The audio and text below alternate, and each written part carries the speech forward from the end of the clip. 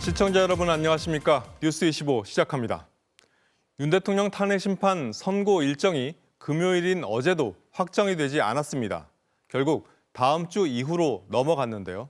왜 이렇게 오래 걸리는 걸까요? 김현지 기자가 취재했습니다. 헌재가 일정 공지를 하지 않으면서 다음 주로 넘어가는 건 확정이 됐습니다.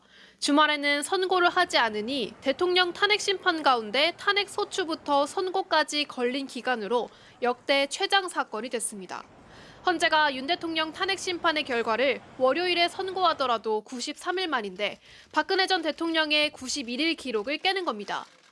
재판관들이 내용보다는 절차와 관련한 정리에 집중하기 때문이라는 관측이 나옵니다. 앞서 노무현 전 대통령 탄핵 당시 헌법을 중대하게 위반할 경우 파면한다는 기준이 만들어졌습니다. 박근혜 전 대통령은 그 기준, 즉 중대한 헌법 위반에 부합해 결국 탄핵이 인용이 됐던 겁니다. 이 기준으로 봤을 때 윤 대통령 사건의 경우 재판관들 이견이 나오기는 어렵다는 게 대체적인 시각입니다. 앞서 윤 대통령 측은 변론 도중 여러 차례 심판 절차에 대한 문제를 제기했습니다.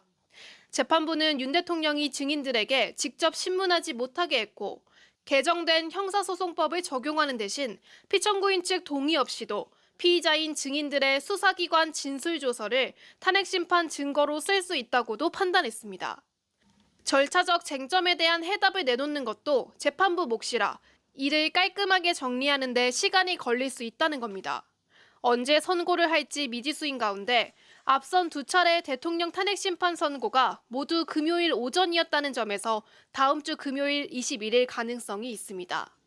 다만 국론 분열, 혼란의 종식이 시급하다는 국민 여론을 고려하지 않을 수 없다는 관측도 나옵니다. 주 초반 선고 가능성도 있는 겁니다. 박성재 법무부 장관 탄핵 심판 변론기일이 잡혀있는 18일 화요일은 피할 걸로 보입니다. 재판관들은 주말에는 개별적으로 자료 검토 등을 계속해 나갈 전망입니다. MBC 뉴스 김현지입니다.